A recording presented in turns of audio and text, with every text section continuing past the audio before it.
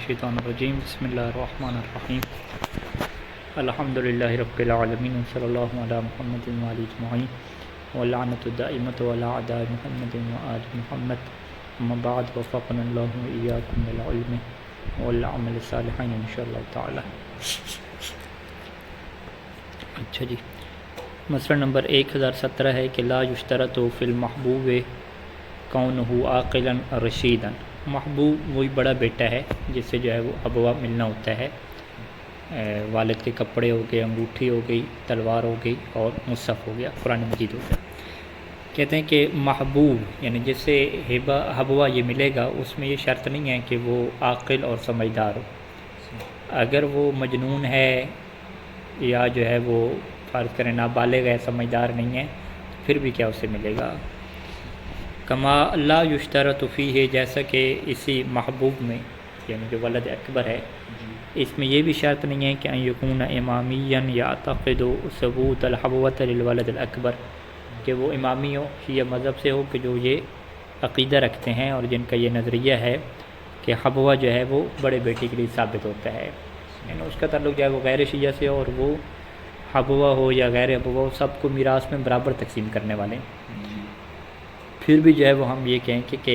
یہ جو ہے وہ حبوا کیا ہے، بڑے بیٹے کو کیا ملے گا۔ نام اذا کان مخالفا لا یرا ثبوتها وکان مذہبہ هو القانون النافذ علی الجمیع، لیکن ایک صورت میں جو ہے وہ ولد اکبر کو حبوا نہیں ملے گا۔ وہ کب ہے کہ اگر وہ مخالف ہو، مخالف نہ تو غیر امامی ہو، کہ لا یرا ثبوتها کہ وہ یہ نہ سمجھتا ہو، یہ نظریہ نہ رکھتا ہو کس چیز کا، ثبوتہ حبوا کے ثابت ہونے کا، اور وکان مذہب هو القانون، اور اس کا جو مذہب ہے نا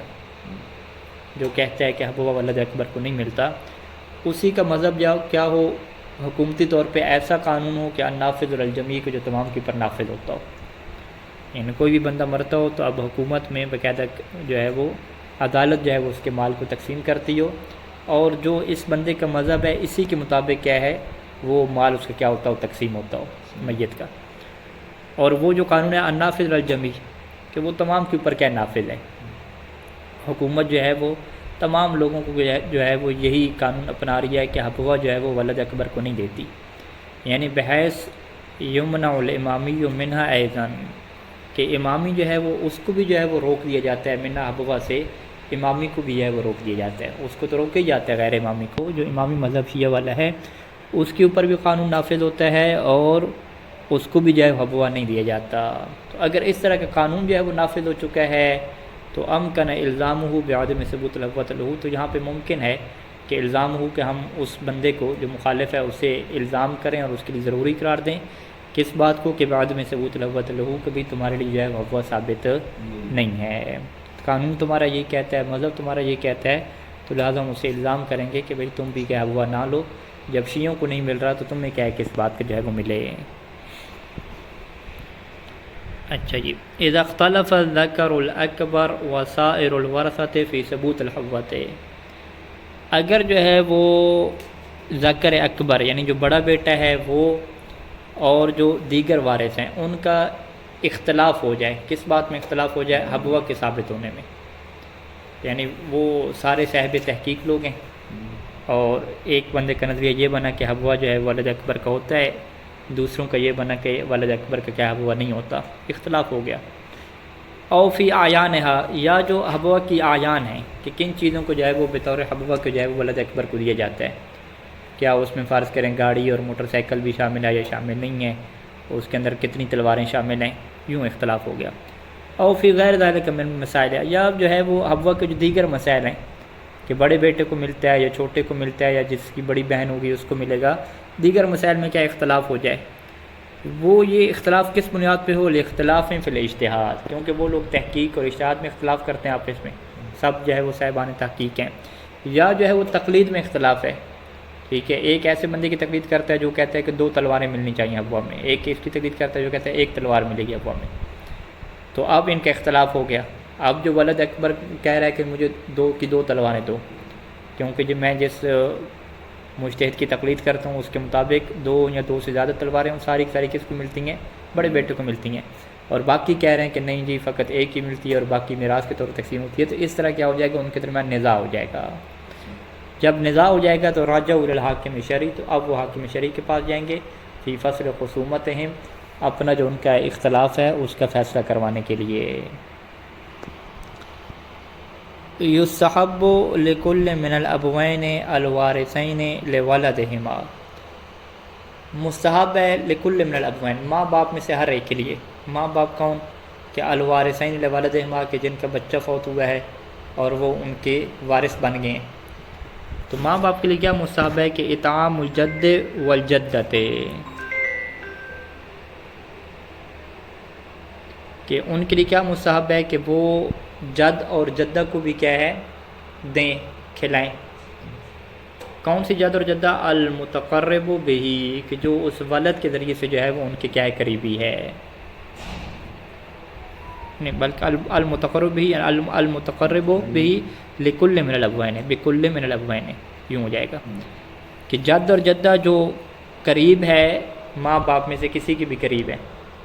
یعنی ماں کی نسبت سے دیکھیں تو جو ماں کا والد ہوگا اور جو ماں کی کیا ہوگی، والدہ ہوگی، تو وہ بچے کے لیے کیا بنے گی، جد اور جدہ بنے گی۔ یا اس کی ضمیر جو ہے ولد کی طرف اگر پلٹیں تو جد اور جدہ المتقرب بھی، جو اس ولد کے کیا ہیں قریبی ہیں اس بچے کے لیے، یعنی بچے کے لیے جو متقرب اور قریبی ہیں جد اور جدہ، یعنی دادا دادی اور نانا نانی اس میں آئیں گے، جو اوپر ہیں وہ پڑ دادا پڑ دادی یا پڑ نانا پڑ نانی اس میں کیا نہیں آئیں گے۔ تو اب صورتحال تو واضح ہے نا کہ یہ جو جد اور جدہ ہیں یہ تو دوسرے طبقے میں ہیں، پہلے طبقے میں کیا ہے میت کے والدین تھے، اب میت کے والدین کو میراث مل گئی نا، دادا اور دادی کو تو نہیں ملی، لیکن یہ فقہ کا مسئلہ ہے کہ والدین کے لیے مستحب ہے کہ وہ اپنے والدین کو کیا ہے عطا کریں۔ کتنا عطا کریں جی؟ سدس الاصل، کہ جو اصل سے مراد کیا ہے، اصل ترکہ، جو میت کا اصل مال ہے اس کا جو ہے وہ چھٹا حصہ کیا ہے ان کو دے دیں، یہ ان کے لیے مستحب ہے۔ کب؟ اذا زاد نصیب الی السدس، کہ جب ابوین میں سے ہر ایک کا جو حصہ ہے وہ سدس سے کیا ہو، زیادہ ہو، ٹھیک ہے، ویسے سدس سے ملتا ہے لیکن سدس سے زیادہ بھی ہو سکتا ہے، یعنی فلو خالف المیت ابویہ وجدا لاب او ام،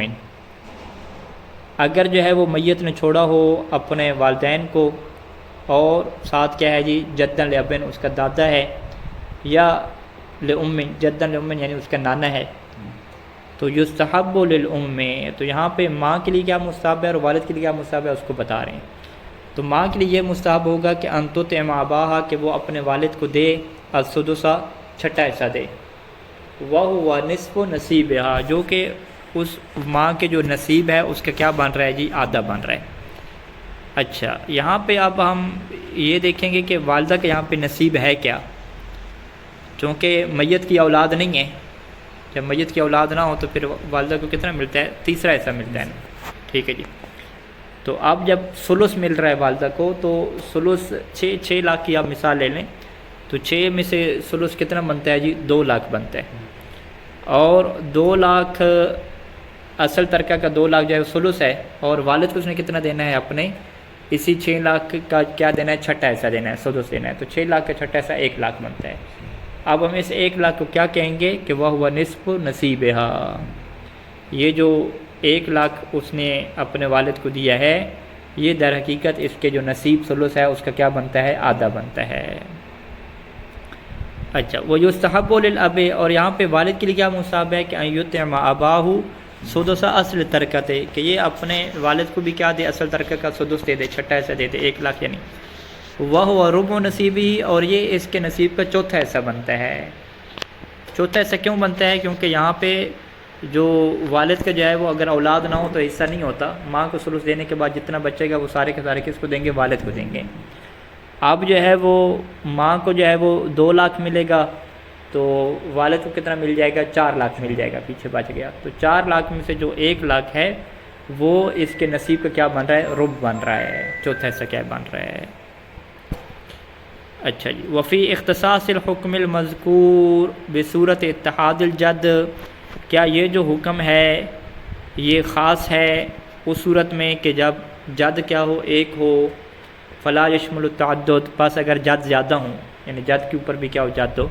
اس کو کیا شامل نہیں ہوگا. اور صورت فقد المیت فقد الولد المیت، یا یہ حکم خاص ہے مستحب والا کہ جب میت کا کیا ہے وہ صورت فقد الولد للمیت، میت کا کیا ہے ولد بیٹا نہ ہو، کوئی اولاد نہ ہو میت کی. فلا یشمل صورت وجودی ہی، پس یہ جو ہے وہ جو حکم ہے جد کو اپنے کیا ہے والدین کو دینے والا سدس، یہ جو ہے وہ اگر وجود ہی، اگر اس کا ولد موجود ہوا تو یہ اس کو حکم شامل نہیں ہوگا. اس میں کیا اشکال ہے، اشکال یعنی پوری بات یوں بنے گی وفی اختصاص الحکم المذکور بصورت اشکال، یوں ہو جائے گا. فیؤت بہ فی غیرہما، پس ان دو صورتوں کے علاوہ میں کیا دیا جائے گا، برجاء المطلوبیت کیا دیا جائے گا. یعنی ایک سے زیادہ اگر دادیں ہوں تو پھر مطلوبیت کی نیت سے دیں گے، رجاء مطلوبیت ہو سکتا ہے ثواب ہو. اور اگر بچے بھی ہیں تو پھر بھی مستحب سمجھ کے نہیں دیں گے، کیا ہے یہ جو والدین ہیں یہ اپنے والدین کو کیا ہے رجاء مطلوبیت سے دیں گے کہ ہو سکتا ہے کیا ان کو ثواب ملے. اچھا جی، ارث و طبقہ ثانیہ، دوسرے طبقہ کے اب ارث کے کیا احکام شروع ہو رہے ہیں. دوسرے طبقہ میں کون آتے ہیں، وہم الاخوۃ والاجداد. دوسرے طبقہ میں کیا آتے ہیں، میت کے جو ہے وہ بہن بھائی آ جاتے ہیں، اخوہ بہن بھائی، والاجداد اور کیا آ جائیں گے جی اجداد، اس کے جو ہے وہ دادا دادی اور نانا اور نانی آ جائیں گے. ولا یرث اہل هذه الطبقۃ الا اذا لم يكن للمیت ولد، اور اس طبقہ والے میراث نہیں پاتے مگر کب کہ جب میت کی کوئی اولاد نہ ہو. وان نزل، اگرچہ وہ نیچے چلے جائیں اولاد کی اولاد. اور ولا احد الابوین المتصلین، اور میت کے کیا ہے والدین بھی نہ ہوں. کون سے والدین، جو متصلین، ان کے اپنے کیا متصل ہوں، ٹھیک ہے، یہ والے کیا ابوین نہ ہوں، کیونکہ میت کی اولاد اور جو اس کے والدین ہیں وہ طبقہ اولا میں آتے ہیں، اور طبقہ اولا کے ہوتے ہوئے طبقہ ثانیہ کو میراث نہیں ملتی. اچھا جی، باپ مر گیا، اس کا بیٹا ہے، بیٹے کا بیٹا نہیں ہے، ہاں پوتا ہے، یعنی ایک بندہ مرا ہے اس کی اولاد اپنی نہیں ہے لیکن اس کے پوتے اور نواسے موجود ہیں فرض کریں، تو پھر بھی کیا ہے ساری میراث پوتے اور نواسوں کو مل جائے گی، اس کے بھائیوں کو اور اس کے جو دادے ہیں ان کو کیا نہیں ملے گی. لہٰذا میت کے بھائیوں کی باری تب آتی ہے کہ جب میت کی کوئی اولاد بھی نہ ہو. وَإِن نَزَلَ، اگرچہ نیچے تک چلے جائیں کوئی بھی نہ ہو. اسی طریقے سے فرض کریں وہ مرا ہے، اس کی اولاد تو نہیں ہے لیکن اس کا والد زندہ ہے، تو پھر اس کی ساری میراث والد کو مل جائے گی، دادے کی باری نہیں آئے گی اور اس کے بھائیوں کی باری بھی نہیں آئے گی. ٹھیک ہے، تو لہٰذا یہ اخوہ اور اجداد کو کب ملتی ہے کہ جب میت کی کیا ہے نہ اولاد میں سے کوئی ہو اور نہ ہی اس کے والدین ہوں، اور وہ فوت ہوا ہے تو اس کا بھائی تھا فرض کریں، پھر بھائی کو ملے گی. اچھا جی، اذا لم يكن للمیت قریب من الطبقۃ ثانیہ غیر اخیل ابویہ، اگر جو ہے وہ صورت حال یوں بنے کہ میت کا طبقہ ثانیہ میں سے کوئی قریبی نہ ہو سوائے اس کا بھائی، اور وہ بھائی بھی کیا ہے ابویہ ہے، ماں اور باپ دونوں کی طرف سے ہے، تو پھر کیا صورت حال ہوگی کہ وارث المال کلہ بالقرابت، تو سارے کا سارا مال اسے مل جائے گا قرابت کی وجہ سے. ومع التعدد، اگر یہ بھائی اس کے زیادہ ہیں تو پھر کیا ہے ینقسم بینہم بالسویۃ، تو یہ مال ان کے درمیان کیا ہے آدھا آدھا برابر تقسیم ہو جائے گا. اچھا، وللاخت المنفردۃ من الابوین، اور اسی طریقے سے اگر اس کی ایک ہی بہن ہے اور وہ بہن کیا ہے من الابوین، ماں اور باپ دونوں کی طرف سے ہے، تو اس کے لیے بھی کیا ہو جائے گا المال کلہ، سارے کا سارا مال مل جائے گا. لیکن یہاں پہ تارث و نصف بالفرض ہے، جو آدھا اسے ملے گا وہ فرض کی وجہ سے ملے گا، کیونکہ ایک جو بہن کا تھا وہ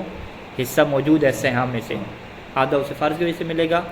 کما تقدم، جیسے کہ یہ بات پہلے گزر چکی ہے. وہ نصف الاخر ردا بالقرابت، اور جو باقی نصف ہے وہ بھی اس کے اوپر رد ہو جائے گا قرابت کے سبب سے.